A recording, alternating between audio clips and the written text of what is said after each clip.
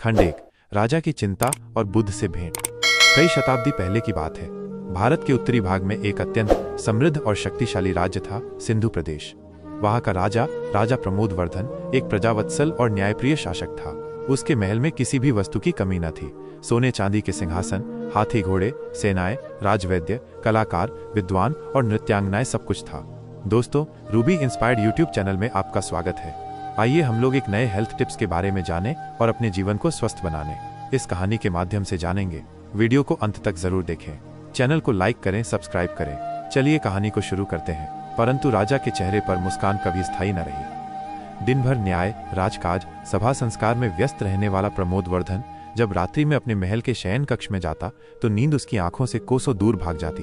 उसका मन किसी अदृश्य डर, चिंता और बेचैनी से भरा रहता। रात भर वो करवटें बदलता, खिड़की के बाहर टकटकी लगाए चांद और तारे निहारता रहता, मानो किसी उत्तर की प्रतीक्षा कर रहा हो। कभी कभी वो महल के बागीचे में टहलते टहलते अपने विचारों में खो जाता। क्या मैं सचमुच खुश हूँ? क्या यही जीवन है? क्यों मैं इतना चिंतित रहता हूँ जबकि मेरे पास सब कुछ है? उसकी रानी मालविका भी ये परिवर्तन देख रही थी।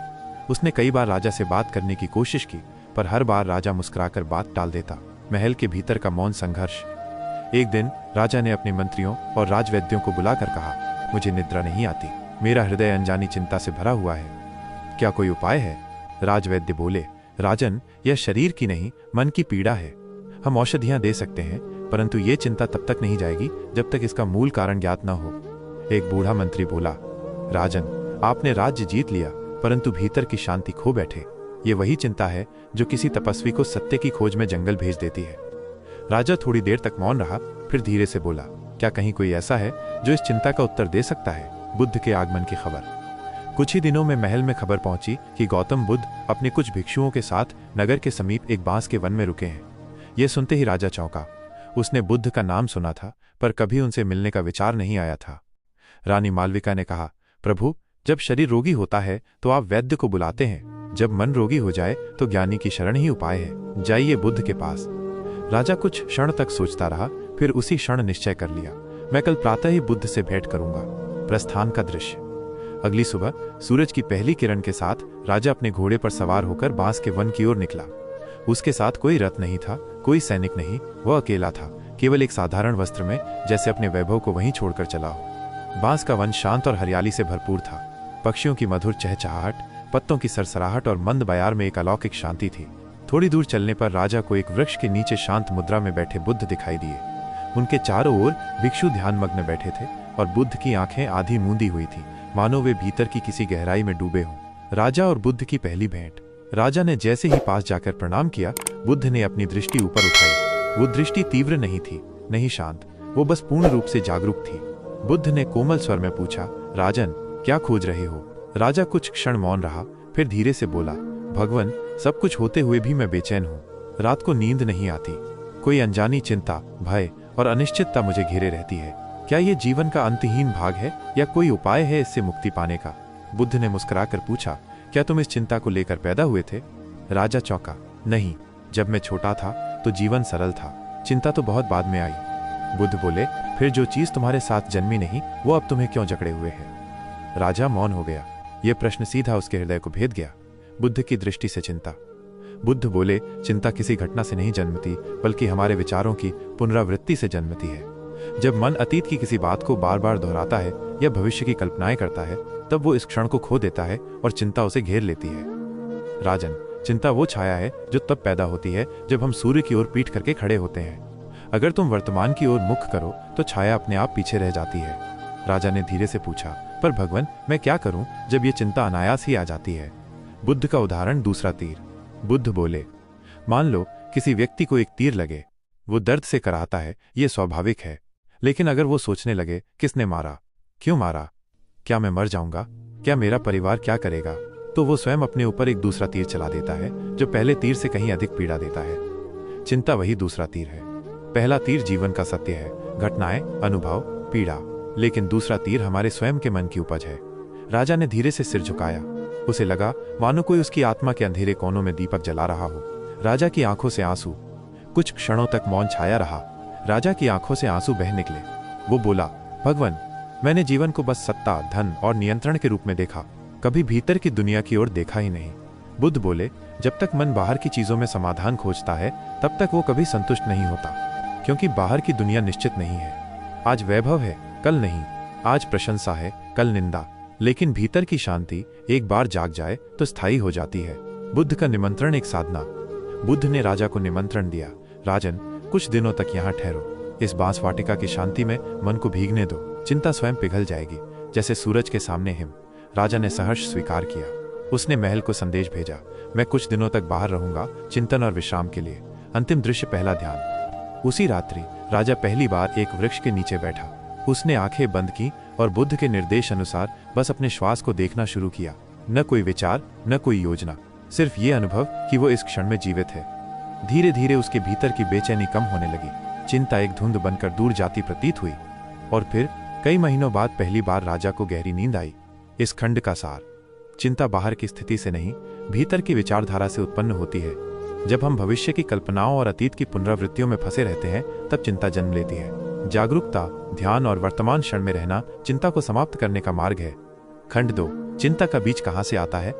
राजा प्रमोदवर्धन अब बांसवाटिका में रह रहे थे। महल के राजकाज से दूर, सिंहासन की चमक से मुक्त, वो अब एक साधारण मानव की तरह बुद्ध के पास एक शिष्य की भांति बैठते और सीखते। पहली रात की गहरी नींद के बाद राजा का चेहरा शांत था। जब सुबह की सूर्य किरणें धीरे धीरे जंगल की पत्तियों से छनकर आ रही थीं, तो वो एक वृक्ष के नीचे ध्यान की मुद्रा में बैठे थे। अचानक उन्हें ऐसा लगा जैसे भीतर कुछ खुल रहा हो, जैसे कोई पुराना दरवाजा धीरे धीरे चरमराते हुए खुल रहा हो। उसी समय बुद्ध प्रकट हुए। संवाद का आरंभ, चिंता का उद्गम। बुद्ध धीरे से राजा के पास आकर बैठे और बोले, राजन, तुमने कल रात पहली बार चिंता से मुक्त होकर विश्राम किया। क्या तुम जानना चाहते हो कि यह चिंता आती कहां से है। राजा ने विनम्र होकर सिर झुकाया। भगवान, यही मेरी अगली जिज्ञासा थी। बुद्ध मुस्कुराए और बोले, तो चलो आज हम उस बीज की खोज करते हैं जिससे चिंता नामक ये वृक्ष जन्म लेता है। बचपन की स्मृति, मन की पहली परत। बुद्ध ने पूछा, राजन, क्या तुम्हें बचपन की कोई ऐसी स्मृति याद है जब तुमने पहली बार डर या चिंता का अनुभव किया हो। राजा कुछ क्षणों तक चुप रहे, फिर बोले, जब मैं 6 वर्ष का था तब पहली बार मैंने अपनी माँ को बीमार होते देखा था। उन्होंने कई दिनों तक कुछ नहीं खाया। तब मेरे पिता राजकाज में व्यस्त रहते थे। एक दिन मैंने माँ को बेहोश देखा और डर गया था कि कहीं वे मुझे छोड़ न दें। वो चिंता मेरे दिल में अब भी कहीं बसी है। बुद्ध बोले, तो वही पहला बीज था। अब जरा सोचो, उस समय तुम क्या कर सकते थे। राजा, कुछ नहीं, मैं छोटा था। बुद्ध, फिर भी मन ने उस असहायता को एक विचार बना दिया। मैं अकेला हूं, कुछ अनहोनी हो सकती है, भविष्य अनिश्चित है। यही विचार चिंता की जड़ है। चिंता का बीज अनुभव नहीं, उसकी व्याख्या। बुद्ध ने समझाया, घटना महत्वपूर्ण नहीं होती, हम उसकी व्याख्या कैसे करते हैं वही बीज बो देती है। जब तुमने माँ को बीमार देखा तब केवल शरीर पीड़ित था, लेकिन तुमने उस घटना से ये अर्थ निकाल लिया कि तुम असुरक्षित हो। यही असुरक्षा बार बार चिंता का रूप लेती है। समस्या ये नहीं कि हम अनुभव करते हैं, समस्या ये है कि हम अनुभवों को एक स्थायी सत्य मान बैठते हैं। मन की मशीन, कल्पना की फैक्ट्री। बुद्ध ने आगे कहा, राजन, ये मन एक कल्पना की फैक्ट्री है।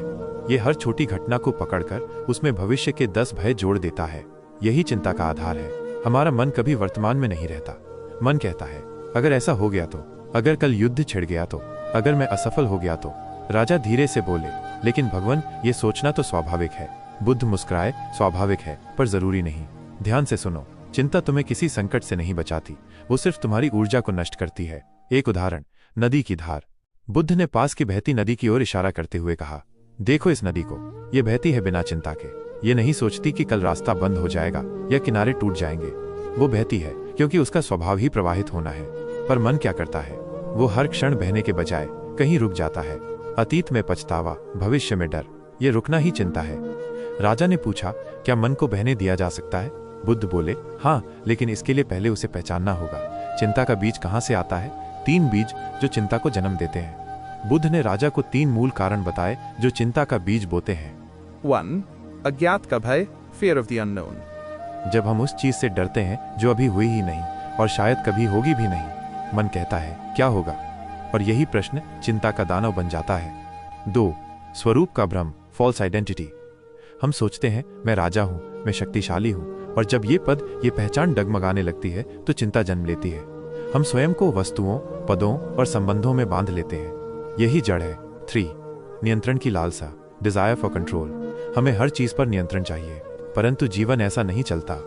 जब हम ये स्वीकार नहीं कर पाते तब मन बगावत करता है और चिंता उपजती है। राजा की आंखें खुलने लगी। राजा धीरे धीरे समझने लगे। उन्हें लगने लगा कि चिंता कोई बाहर की चीज नहीं बल्कि वर्षों से संचित मानसिक आदत है जिसे तोड़ा जा सकता है यदि हम भीतर झांकना शुरू करें। प्रश्न और उत्तर, ध्यान की ओर पहला कदम। राजा ने पूछा, भगवान, तो क्या चिंता से मुक्ति संभव है?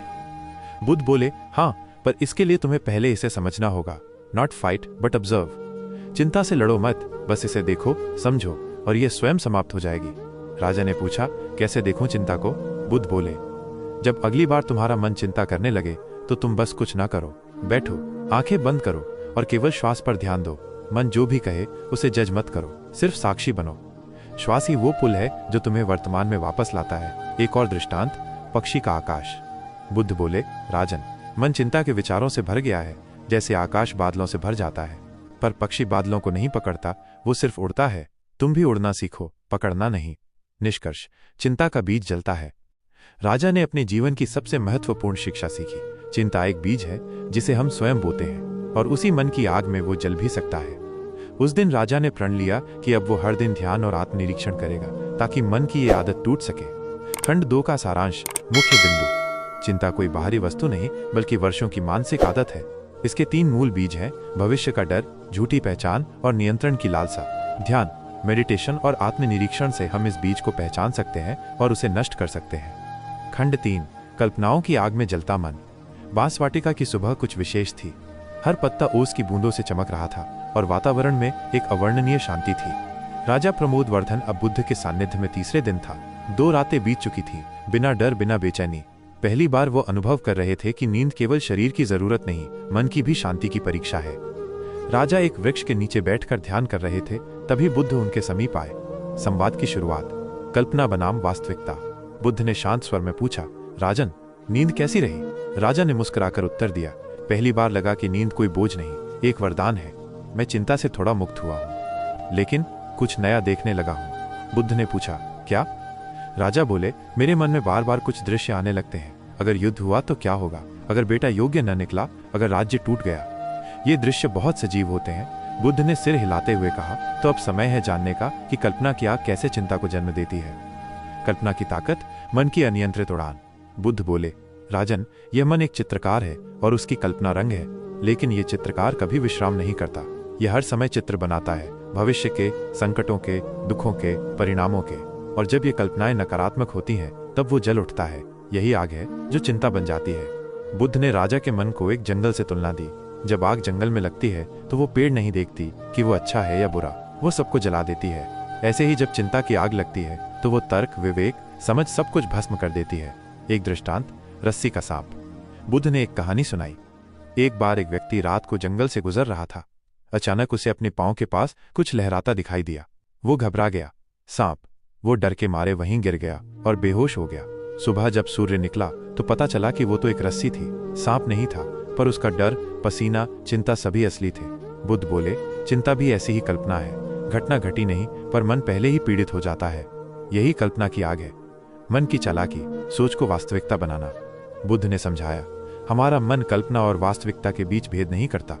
यदि तुम केवल कल्पना करो कि कोई तुमसे घृणा करता है तो तुम्हारा शरीर वैसे ही प्रतिक्रिया देगा। पसीना, तेज धड़कन, बेचैनी। मन सोचता है इक्वल्स मन अनुभव करता है। इसलिए चिंता इतनी भारी लगती है क्योंकि ये कल्पना को ही सत्य बना देती है। राजा का अनुभव, युद्ध की कल्पना। राजा चौंकते हुए बोले, भगवान, आप सच कह रहे हैं। मैं कई बार सोते हुए ऐसा सोचता हूँ, अगर उत्तर दिशा के राज्य ने हम पर आक्रमण कर दिया तो मैं उस युद्ध को जैसे जीता हूँ। मैं देखता हूँ अपने सैनिक मरते हुए, मैं स्वयं घायल होता हूँ और जब उठता हूँ तो पसीने से तरबतर होता हूँ। बुद्ध मुस्कुराकर बोले, यह युद्ध सिर्फ तुम्हारे भीतर हुआ, बाहर कहीं नहीं, पर तुम्हारा शरीर, मन, आत्मा तीनों ने उस पीड़ा को जिया। यही है कल्पना की आग। समाधान, साक्षी भाव से देखना। राजा ने पूछा, तो क्या मैं अपने विचारों को रोक सकता हूँ? बुद्ध बोले, विचारों को रोका नहीं जा सकता, पर देखा जा सकता है। जो देखा गया वो तुम्हारे ऊपर शासन नहीं कर सकता। जब तुम विचारों के साक्षी बनते हो तो वे स्वयं शक्ति खो देते हैं। बुद्ध ने ध्यान की एक विधि बताई। ध्यान विधि, कल्पनाओं से दूरी कैसे बनाए। 1, शांत जगह पर बैठो, पीठ सीधी हो। 2, आंखें बंद करो और श्वास पर ध्यान दो। 3, जब कोई चिंता या कल्पना उठे बस देखो, न दबाओ, न प्रतिक्रिया दो। कहो, ये एक विचार है, ये मैं नहीं हूं। 4, श्वास पर लौट आओ, यही वापसी, बार बार अभ्यास का भाग है। राजा ने ये अभ्यास वहीं किया। धीरे धीरे उसकी कल्पनाओं का प्रवाह धीमा होने लगा।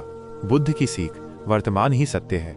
बुद्ध बोले, राजन, भविष्य कल्पना है, अतीत स्मृति है, जो एकमात्र सत्य है वह यह क्षण है। जब तुम इस क्षण में पूरी तरह उपस्थित हो जाते हो तो चिंता और कल्पना दोनों जलकर राख हो जाते हैं। एक और दृष्टांत, घर का दीपक। बुद्ध ने कहा, एक साधु था जो हर रात दीपक जलाता और सो जाता।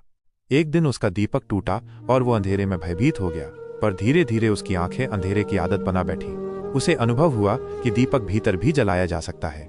तब से वो बाहर दीपक नहीं जलाता बल्कि भीतर प्रकाश करता। बुद्ध बोले, वही प्रकाश ध्यान है, वही तुम्हें कल्पना की आग से बचाता है। राजा का परिवर्तन, जागृति की ओर। राजा अब अपने मन को देखने लगा था जैसे कोई बाहर से देखता है। जब कोई डर आता वो रुक कर कहता, यह एक कल्पना है, यह हुआ नहीं है, मैं केवल देख रहा हूँ। धीरे धीरे उसकी रातों की बेचैनी समाप्त होने लगी। पहली बार उसने जाना कि भीतर भी शांति का एक राज्य है जो सत्ता से नहीं बल्कि जागृति से चलता है। खंड 3 का सारांश, मुख्य बिंदु। चिंता अधिकतर कल्पनाओं का परिणाम होती है, न कि वास्तविक घटनाओं का। हमारा मन भविष्य के संकटों को जीता है जो अभी हुए ही नहीं। इन कल्पनाओं को रोका नहीं जा सकता, पर उन्हें साक्षी भाव से देखा जा सकता है। ध्यान और जागरूकता के माध्यम से मन की उड़ान को शांत किया जा सकता है। वर्तमान क्षण में पूर्ण उपस्थिति ही चिंता का उपचार है। खंड 4, रात को सोने से पहले ध्यान और समर्पण। रात्रि का सन्नाटा धीरे धीरे अपनी चादर फैलाने लगा था। महल की दीवारों पर दीपक जल रहे थे। दूर दूर तक शांति थी, परंतु राजा प्रमोदवर्धन के भीतर अब भी कुछ हलचल थी। उन्होंने बुद्ध के पास बैठते हुए पूछा, भगवान, जब मैं रात को सोने जाता हूँ तो ये मन चैन से नहीं सोता। बीती बातें पीछा नहीं छोड़ती। आगे की सोच, कल के निर्णय, आने वाले युद्ध, प्रजा की समस्याएं, सब एक साथ मेरी आंखों को भारी कर देती हैं, पर नींद नहीं आती। क्या करें? बुद्ध मुस्कुराए। उन्होंने चुपचाप अपने कमंडल से थोड़ा जल निकाला और कहा, राजन, आज रात मैं तुम्हें एक दीपक का अभ्यास दूंगा। यह ध्यान न केवल तुम्हें चिंता से मुक्ति देगा बल्कि आत्मा को हल्का कर देगा। राजा एकटक उनकी ओर देखने लगे। ध्यान की शुरुआत, दीपक की लौ पर ध्यान। बुद्ध बोले, रात्रि सोने से पहले एक दीपक जलाओ। उस लौ को देखो, पर आंखों से नहीं, मन से। जब लौ हिलती है तो समझो तुम्हारा मन हिल रहा है। जब लौ स्थिर हो तो जानो शांति तुम्हारे भीतर जन्म ले चुकी है। राजा ने दीपक जलाया। दोनों मौन होकर दीपक को देखने लगे। बुद्ध ने धीरे से कहा, हर लहर, हर चिंता, हर स्मृति दीपक की लौ पर रख दो, और हर बार जब मन भटके बस लौ को देखो। इससे मन एकाग्र होता है और एकाग्रता से आता है समर्पण। समर्पण का अर्थ अब मैं नहीं, बस अस्तित्व है। राजा ने पूछा, भगवान, समर्पण क्या है? बुद्ध बोले, जब कोई व्यक्ति ये समझ लेता है कि सब कुछ उसके नियंत्रण में नहीं है और वो अनजाने भविष्य को स्वीकार कर लेता है तो वो व्यक्ति समर्पण करता है। समर्पण मतलब डर को पहचान कर उसे गले लगाना। समर्पण मतलब मैंने अपने जीवन को उस शक्ति को सौंप दिया है जो मुझसे भी बड़ी है, और फिर चिंता का कोई अस्तित्व नहीं रहता। रात का विशेष ध्यान, 3 चरणों में समर्पण। बुद्ध ने कहा, हर रात्रि सोने से पहले 3 चरणों में ध्यान करो। 1, स्वीकार करो। दिन में जो हुआ, जैसा भी हुआ, उसे स्वीकार करो। मैं जानता हूं आज का दिन वैसा नहीं था जैसा मैंने सोचा था, पर जो हुआ उसे मैं स्वीकार करता हूं। 2, छोड़ दो। मैं आने वाले कल की चिंता अब छोड़ता हूं। यह रात मेरी आत्मा की शांति के लिए है। जो होगा वो कल देखा जाएगा। 3, समर्पण करो। हे ब्रह्मांड, हे जीवन, हे बुद्ध, मैं अपनी थकान, अपनी आशाएं, अपनी चिंताएं, सब कुछ तुम्हें सौंपता हूं। बुद्ध के इन तीनों वाक्यों को राजा ने दोहराया। हर शब्द के साथ उनके चेहरे से बोझ उतरता चला गया। भीतर की यात्रा, नींद नहीं, ध्यान चाहिए। बुद्ध ने कहा, राजन, लोग सोचते हैं कि नींद ही समाधान है, पर असली समाधान है ध्यान। नींद आती है तब जब मन शांत होता है, और मन तब शांत होता है जब वो स्वयं से जुड़ता है। बुद्ध ने राजा को एक गहरी सांस लेने को कहा, फिर धीरे धीरे छोड़ा। हर सांस में विचार छोड़ो, हर श्वास में समर्पण भरो। यही ध्यान, यही मुक्ति। एक कहानी, वृद्ध बंजारा और पत्थर का बोझ। बुद्ध ने राजा को एक छोटी कथा सुनाई। एक वृद्ध बंजारा जंगल से गुजर रहा था। उसके कंधे पर भारी बोरी थी जिसमें वर्षों पुरानी चीजें थीं, टूटे बर्तन, पत्थर, बेकार की वस्तुएं। एक राहगीर ने पूछा, बाबा, ये क्या है? बंजारा बोला, यादें हैं, चिंता है, अपमान है, उम्मीदें हैं, सब संजोकर चल रहा हूं। राहगीर हंस पड़ा, क्या आप इन्हें नीचे नहीं रख सकते? बंजारा चुप हो गया। पहली बार उसने बोरी उतारी और उसके चेहरे पर शांति आ गई। बुद्ध ने राजा से कहा, रात्रि तुम्हारे जीवन की वो घड़ी है जहां तुम अपनी बोरी नीचे रख सकते हो। बस उतार दो चिंता की थैली और विश्राम की ओर बढ़ो। रात्रि मंत्र, सब कुछ ठीक है। बुद्ध ने राजा को एक सरल मंत्र दिया, सब कुछ ठीक है, जैसा है वैसा ही ठीक है। मैं पूर्ण हूं, मैं शांत हूं। इस मंत्र को बिस्तर पर लेटते समय मन में दोहराते रहो। जैसे ही तुम्हारा मन इस मंत्र में डूबता जाएगा, वैसे ही चिंता की धाराएं सूखने लगेंगी और तुम्हारे भीतर एक नई सुबह जन्म लेगी। राजा का अनुभव, नींद से नहीं, समर्पण से मुक्ति। उस रात राजा प्रमोद वर्धन ने वो ध्यान किया, दीपक की लौ को देखा, 3 चरणों में ध्यान किया, सब कुछ ठीक है का मंत्र लिया, और पहली बार वर्षों बाद वो बिना किसी चिंता के सो गया। खंड 4 का सार, रात को समर्पण ही असली निद्रा है। नींद तब आती है जब मन को ये लगे कि अब वो अकेला नहीं है, और समर्पण वही भावना है, अब मैं अकेला नहीं, जीवन मेरे साथ है। दीपक की लौ, धीमा सांसों का बहाव और समर्पण का मंत्र, यही बनते हैं रात्रि की पूजा, और यही पूजा बन जाती है आत्मा की मुक्ति। आपके चैनल रूबी इंस्पायर्ड के लिए अंत में निर्देश। इस खंड को धीमी शांत आवाज में पढ़ा जाए। हल्का पृष्ठभूमि संगीत, बैम्बू फ्लूट जोड़, सॉफ्ट एम्बियंट हम और स्क्रीन पर जलता दीपक और धीरे धीरे नींद में जाता चेहरा। अंतिम 2 मिनट गाइडेड ब्रीदिंग मेडिटेशन जोड़ मंत्र जाप के लिए रखें। अगर आपको ये बौद्ध कहानी पसंद आई हो तो लाइक करें, शेयर करें और रूबी इंस्पायर्ड चैनल को सब्सक्राइब करें। हर सप्ताह हम ऐसी ही आध्यात्मिक प्रेरणा की कहानियां लेकर आते हैं। याद रखें, बाहरी ताकत कुछ नहीं, असली शक्ति भीतर से आती है।